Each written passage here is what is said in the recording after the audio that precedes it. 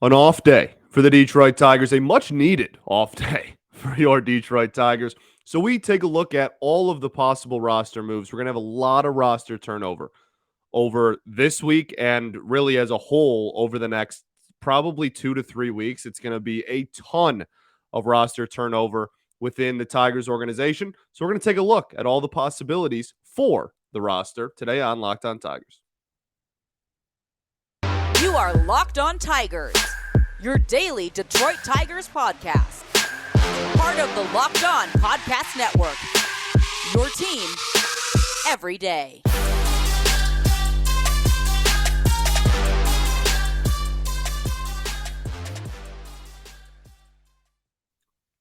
What is up, everybody? Welcome back to another edition of Locked On Tigers. I'm, of course, your host, Scott Bentley. Today is Tuesday, June 7th, 2022. Thanks for making Locked On Tigers your first listen every single day. Now make your second listen the Locked On MLB podcast. Host Paul Francis Sullivan brings humor, passion, and biggest stories from around the league. This episode is also brought to you by Rock Auto. Amazing selection, reliably low prices, all the parts your car will ever need. Visit rockauto.com and tell them Locked On sent you. Okay, so what's up, everyone? How y'all doing? Goodness gracious. I'll tell you what, if I sound a little nasally, my allergies have kicked my ass. So if I sound like garbage or whatever, I truly apologize. There's not much I can do about it. I mean, I have like barely been able to take in like a breath today. It's been really, really brutal. So I apologize for that. If I have to sneeze or blow my nose or whatever throughout this, no, I hate it probably more than you do. All right. So on this nice, fine off day on Monday, Tigers have a much needed off day, as I said at the cold open. And we have two off days this week, which is actually super, super nice. And I don't even know if we've had that yet this year. I genuinely can't remember a two off day week this season. I think this might be our first of the year, which is, crazy considering it's June, but that's what happens when you have to condense a season because of a lockout. So here we are. We went on that one stretch where for like 20 days we played more games than the amount of days in the stretch.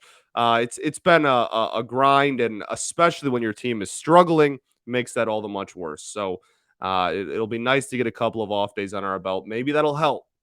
I'm maybe it sounds like I'm grasping at straws there, and people are like, all right, like calm down, dude. I'm not sure anything can help. That's totally fair. You're very that's totally fair to have that opinion, but I'm just looking for anything that could possibly lead to help with this team, and maybe some off days would help a little bit. I don't know, but we do have a ton of people coming off injury over the next couple of weeks, so I just think it's kind of a nice little laid back show where we just talk about the potential people coming back, the people that they might be replaced by, the people that might get sent down for them, all this stuff, because we do have. I waited all day. I was like, hey, I'm gonna give you all of Monday. I'm recording this at like 10 o'clock on Monday night. I was like, I gave you all day, Detroit Tigers PR department, to tell us if Austin Meadows was going to play, to make a roster move to, Riley Greene, etc. And they didn't do it on the off day. They didn't do it on Monday. So it sounds like any roster move they do is going to happen right before the game on Tuesday, the day that you're listening to this. So it might be kind of short-sighted, but even beyond just today, as you're listening to this, there is a ton of roster turnover that's going to happen. And I mean, just reading off some of the names of people that are coming back in some capacity over the next couple of weeks. We have Erod is supposed to make a rehab start, potentially even by early or middle of next week. Robbie Grossman could, I think the report was he could be returning to action quickly, I think was the exact quote. The word quickly was used, that he could be returning to a rehab assignment. Victor Reyes started a running program. That's been his thing. He had the one pulled messed up one muscle in one leg, and then in his first game back, messed up the same muscle in the opposite leg. Super fun stuff. Tyler Alexander looked phenomenal in his first couple of innings in Toledo for rehab. He could be someone that could come up relatively soon. Michael Pineda is probably in the back part of all of these guys, like furthest away. I think that Pineda is not anywhere close, to making a rehab start over the next week or so. But I think maybe he starts rehab a couple of weeks from now, and we could get him back by the end of June. Maybe that's optimistic. But I think that that's totally feasible. Then you obviously, like we talked about earlier, have Austin Meadows that is slated to return any day now. I truly believe, we'll get into it, but I truly believe that he's going to be in Pittsburgh waiting for the team. And then Riley Greene, who I also think is very, very close. And then even outside of injuries, I mean, that's a laundry list, man. That's so wild. That's so wild that's how many injuries we have, and just people that could come back in June. That's not even all the injuries. We have people that are out for, who are not going to come back in June. We have Casey Mize, who I don't think is there's really any possibility he comes back before the All-Star break. Like we have, I mean, if you want to throw Spencer Turnbull in there, I don't know if that counts, but we're going to count it for the sake of argument. Like, just so ridiculous. It's all so ridiculous. So it's a laundry list of dudes by injury, but I also think that June is really where we already saw Badu get sent down because of performance, and I think June is where a lot of those moves happen. I think June is really the cutoff for a lot of teams of, hey, you've got 2 months under your belt now. If you're still not performing, it's time to make a change. And we talked about it a little bit on yesterday's show, but I think Eric Haas is a candidate to maybe get moved down based on performance. Now, the interesting thing with Hossie is the thing that might make him hold out a little bit longer is the fact that he, well, not he, but the catcher position rather is those are the only 2 catchers on the 40-man roster as a whole, not even just the active roster on the entire 40-man. Those are the only 2 guys. So Garneau is somebody that has got experience and was willing to get optioned down to the minors when he didn't have to, when we DFA'd him earlier this year. So he could be a candidate to come back. Now, I don't want to DFA Eric Haas. I'm not saying I want Eric Haas to not be on my 40-man roster. I'm just saying he's really struggled on both sides of the plate. We're in June now. He's not the everyday starter. I'm just not sure. We don't need his value for his. Somebody said this to me on Twitter, I'm pretty sure. So I wish I could give them credit, but we don't really need his corner outfield versatility at this point. Like we have people like Willie Castro. Harold Castro played corner the other day. We have Cody Clemens who can play the corner.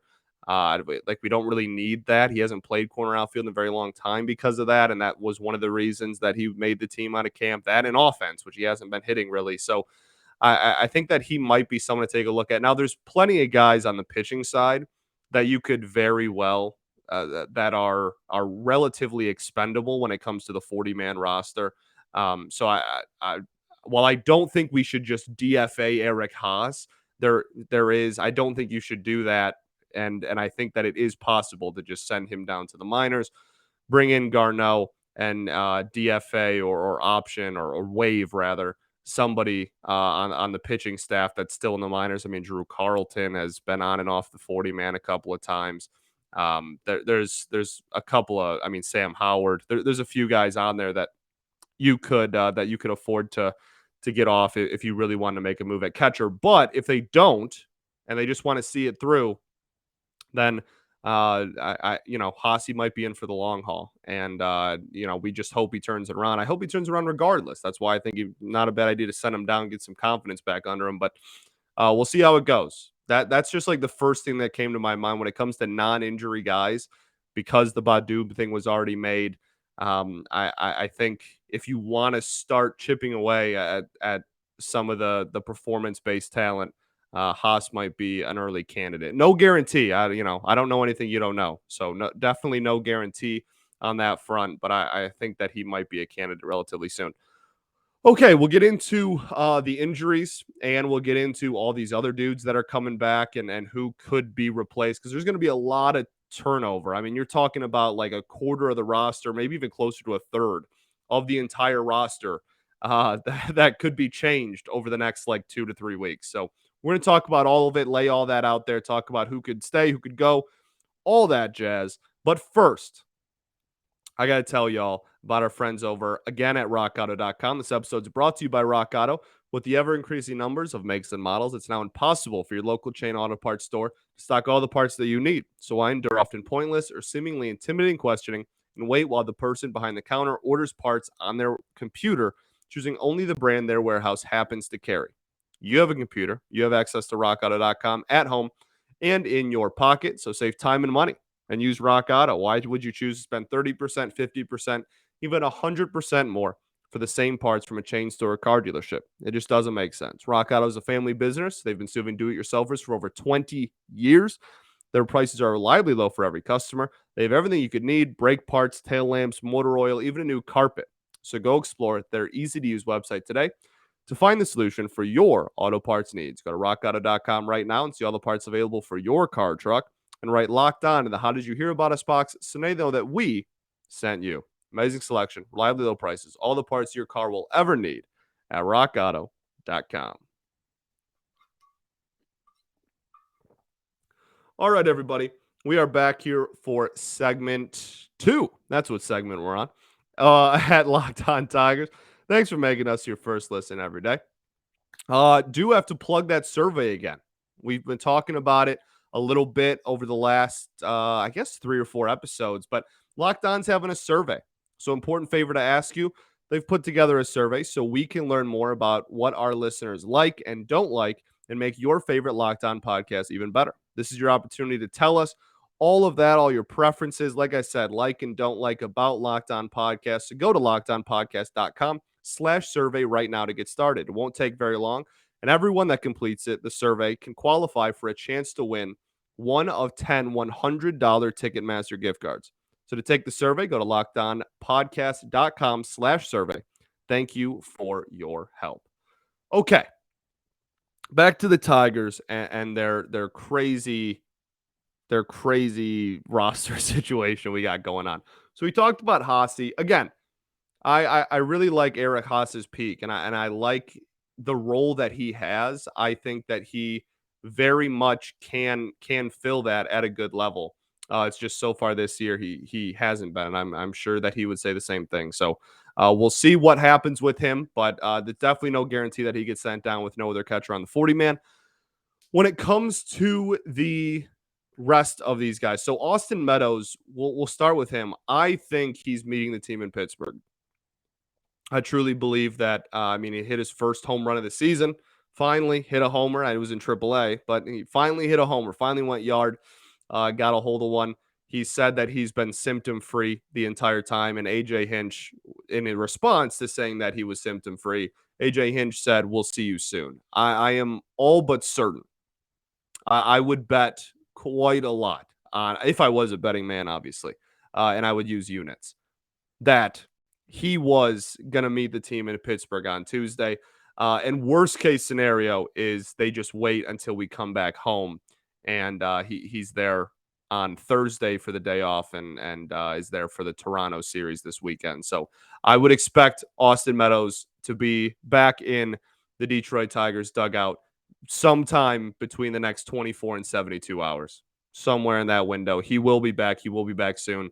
Has not experienced any symptoms of the really scary vertigo he had for a little bit there. Seems to be over it. Really, really great news, because that's a really scary thing that can last a whole like years and decades even. So really cool and good to hear that he's doing all right and got over those just on a human being basis, because that can be a scary thing.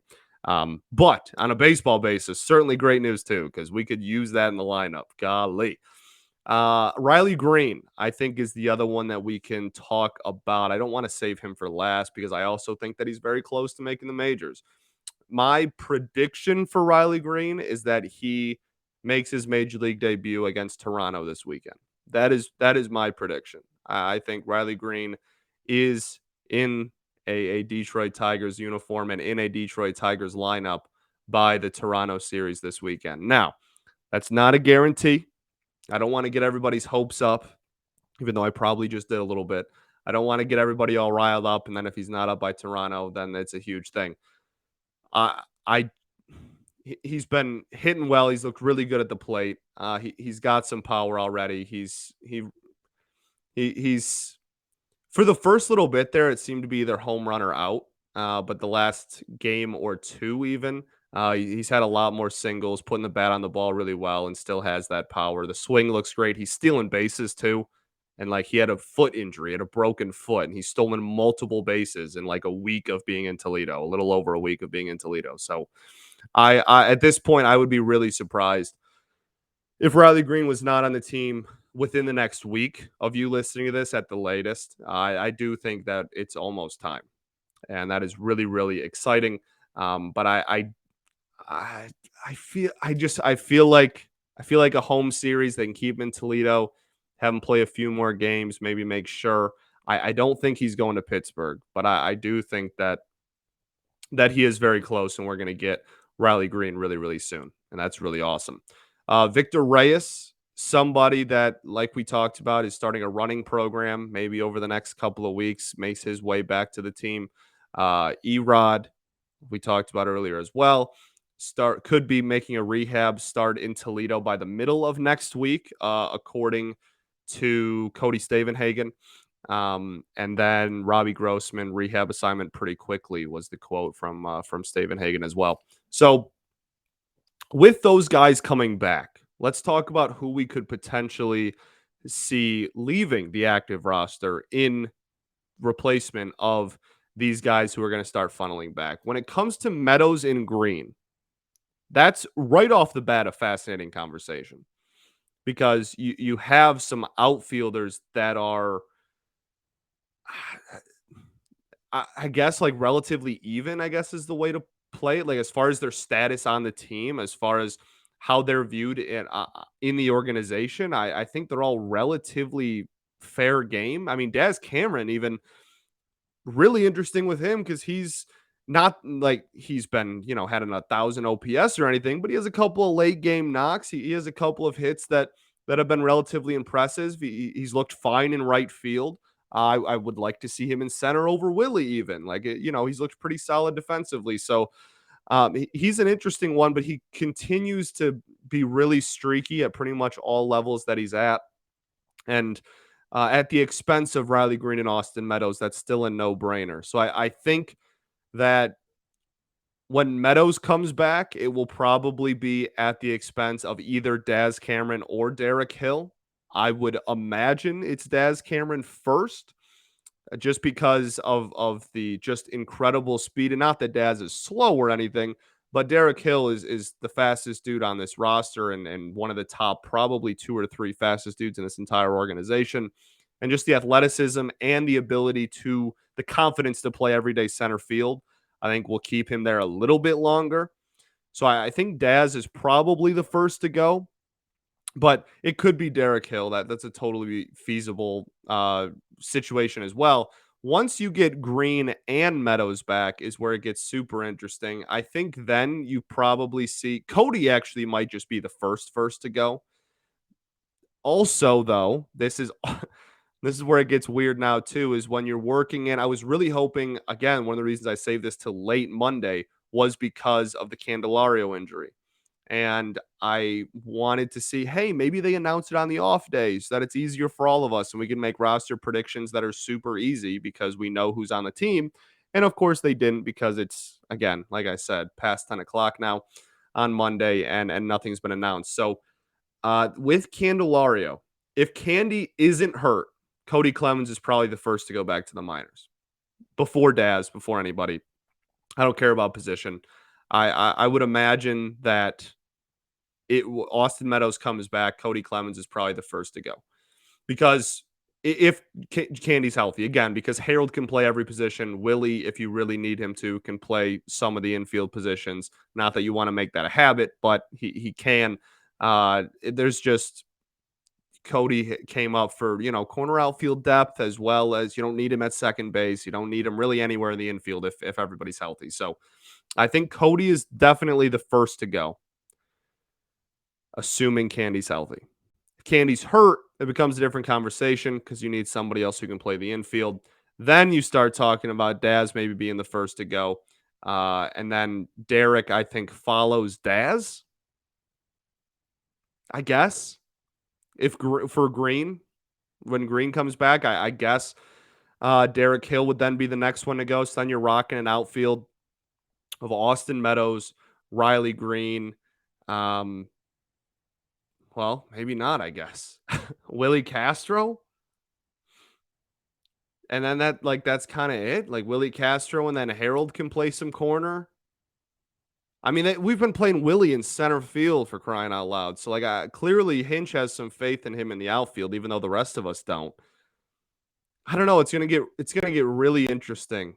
It's gonna get really interesting. We'll keep talking about different possibilities. There is no guaranteed right or wrong answer. I think it's a very fluid conversation. So I think it's a fun one to kind of have because there's a lot of bobbing and weaving you can do with this roster and who you sent down and how you shape it. So we'll keep talking about it. But first, I got to tell y'all about our friends over at Built Bar.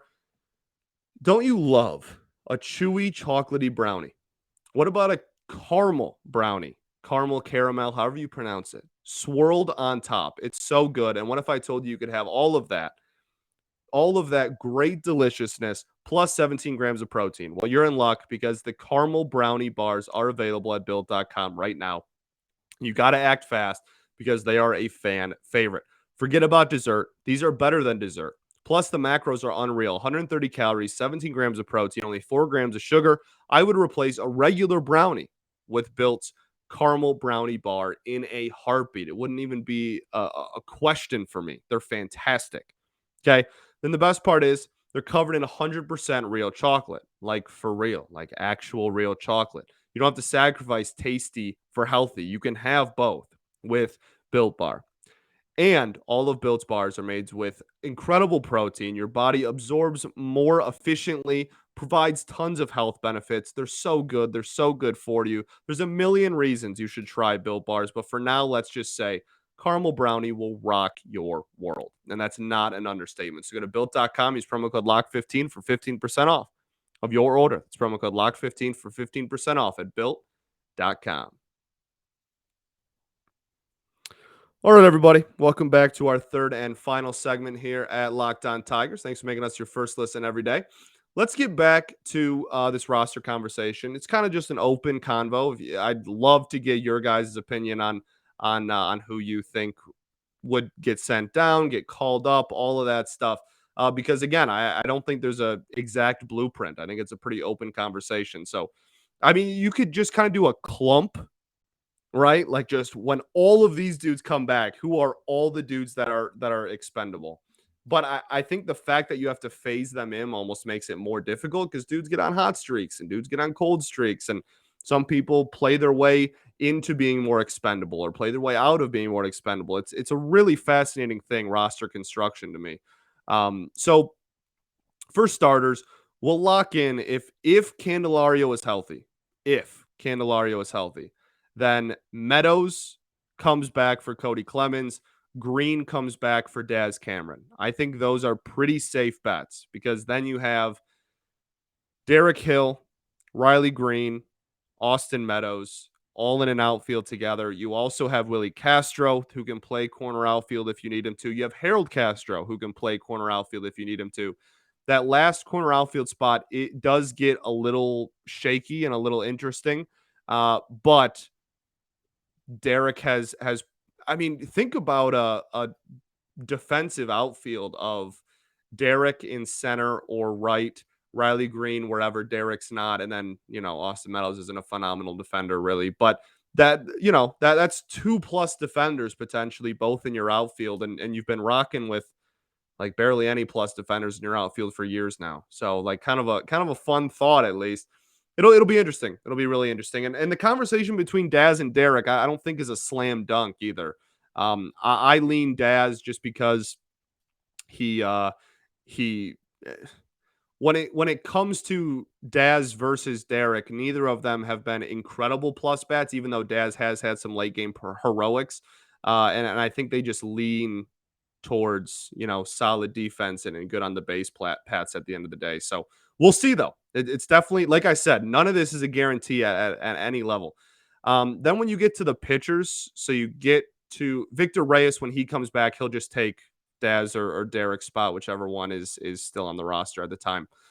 So that's not too much of a conversation. We already talked about Garneau possibility and catchers. Pitchers. Okay, yeah, let's just get to the pitching. When Erod comes back, I think that it's at the expense of when any pitcher comes back. I think the first pitcher that's going to leave is Jacob Barnes. We kind of talked about it a little bit yesterday. With Barnes, he had a really nice start, as all of this entire bullpen did. He had a really nice start to the season. And then the last, it's probably been 3 weeks now. Ever since that Baltimore series, I guess, honestly. It's been a pretty rough go for him, and he's been giving up contact early. I don't know if that's a scouting report thing or what, but like the first several pitches of the game are gone for him, or out of the pen, I should say, are gone. They're well over the fence, cranked. So I think that he could very well be. I think he's the most likely to be the first one to go. And then when Erod comes back, then it gets a little more complicated because when you bring I think Alexander's probably the first pitcher back. He already pitched 2 innings, whatever. So when he comes back, I think that's at the expense of Jacob Barnes.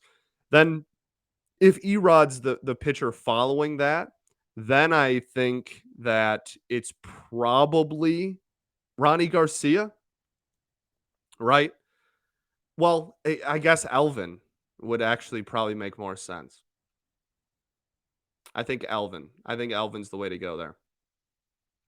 I kind of forgot about Elvin. This starting pitching staff is just band-aided up. But I think that the organization likes Ronnie. I think they've liked what they've seen out of him. I know that he's had to expand his role way more than what everybody thought. And I know he's given up some hard contact, whatever, but you saw it in the Yankees game. Honestly, you saw it in the Twins game when he gave up 6 runs in 4 innings. He has some swing and miss stuff all of a sudden. He's got a power breaking ball that gets swings and misses. He's got a pretty lively fastball at this point. The metrics don't hate Ronnie Garcia. So I think that it could be possible that he makes it through this wave of pitchers getting healthy again, just on the sheer fact that I don't think they mind him as like a 2-inning, 5th or 6th inning reliever out of the pen. Even a late, like you're down 2 runs in the 7th kind of a pitcher. I really don't think they mind him there. So I think Ronnie might kind of make the cut throughout.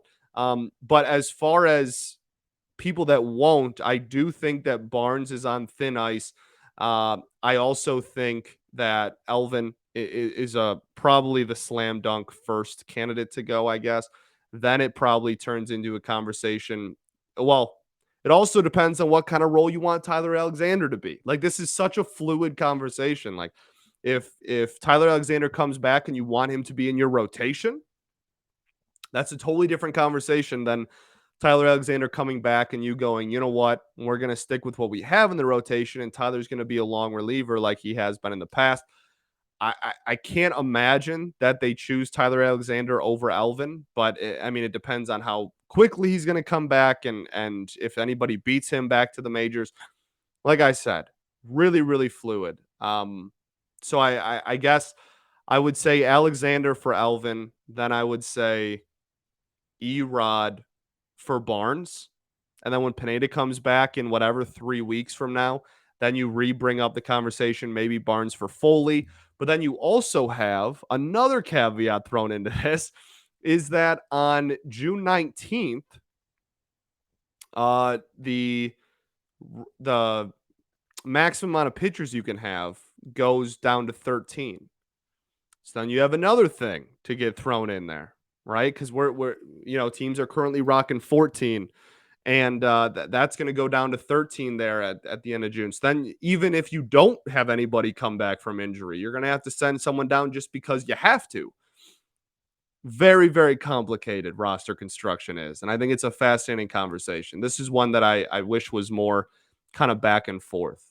was more like I could hear your guys' opinion and whatever. So feel free to drop down whatever. If you want to tweet them at me, you want to leave them in the YouTube comments, you want to whatever, get them out there, because it's a fascinating conversation for me. And I think there's a lot of different directions you could go.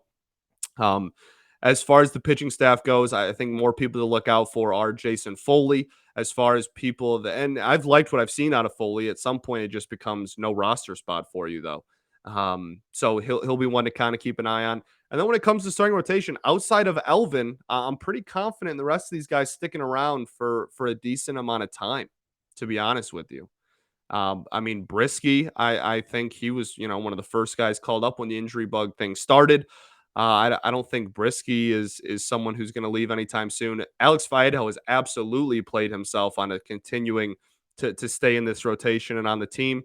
So in a couple of weeks, you could be looking at a rotation of Skubal, Erod, Alexander, Faedo, Brisky. And then, like, when Pineda comes back, then you make another decision. And then when the roster goes down, you have to make another decision. You probably just axe a reliever at that point, though. And then Mize just becomes the big question mark after that. Really, really, really interesting stuff. I love these conversations. So, like I said, if you have, I mean, Jose Cisnero isn't, I don't think, close, but he started light throwing, like some baseball activity at least. So we could maybe an after the All-Star break thing for him. I have still not heard anything on Kyle Funkhauser. I have no clue what's going on with Funk. Literally no idea. Matt Manning. We went this whole show and I didn't even bring up Matt Manning. That's totally on me. If you've already left a comment about how I forgot Matt Manning, psych, I gotcha. So Manning's an interesting one, still technically on the 10-day, but he hasn't even started really ramping back up yet. That was a really just unfortunate situation where he's got that dog in him, and he just wanted to pitch. He wanted to help the team. He wanted to rush himself back because of all the injuries that we do have in the rotation. And unfortunately, was just hiding the fact that he was hurt. And so now he's just not throwing at all. I'm not even sure if he's really close to rehabbing. I think Manning could be a early July type of thing, more so than a late June type of situation. So we'll see kind of how that goes. And then the only other person I think I didn't talk about that's technically on the IL is Turnbull, who I brought up, I guess, at the beginning, but I don't think he's pitching this whole season. So, okay, there you go. There's everybody. Lot of stuff. I mean, like I said, we could genuinely see a quarter of this roster totally different in 3 weeks from now. Maybe even up to a third of the roster if there's some performance stuff going on too. Whole different outlook on everything. Greene, Meadows, Alexander, Erod, Pineda, Victor Reyes. Lot of turnover. And you're talking about dudes, Jacob Barnes, Jason Foley, Ronnie Garcia is in that conversation, Elvin Rodriguez. I mean, we talked about Eric Haas for whatever that's worth. Willie Castro is also someone who's not safe from getting demoted at all. I know that I kind of left him out for a lot of those conversations, but that's more of just the fact that I think AJ Hinch loves Willie Castro than it is like me thinking that Willie's a lock to just stay on this roster forever. I mean, he wasn't on the roster when everyone was healthy, right? Like he wasn't. So as dudes start getting healthy again, he's very expendable. And then Daz and Derek, like we talked about, technically like the only two true outfielders even on the roster right now. That's unbelievable. Okay. So there you go. There you have it. Thanks for making Locked On Tigers your first listen every day. Now, for your next listen, like I said at the beginning of the show, listen to Locked On MLB. Host Paul Francis Sullivan, please call him Sully, brings you his humor, passion, and unique perspective on every team and the biggest stories from around the league. Follow the #1 daily league-wide podcast, Locked On MLB, on the Odyssey app, YouTube, or wherever you get your podcast, just like us. That'll do it for me. I thought this was going to be a short episode, and I ended up talking like 5 minutes over my time again. So I'm really good at that. I'm a pro at going over time. I apologize for that. I'm trying to keep these to 30. I just like to talk. Okay. Peace and love. Going to therapy's dope. And I'll catch y'all tomorrow. Hopefully recapping a dub in Pittsburgh. Go Tigers, baby.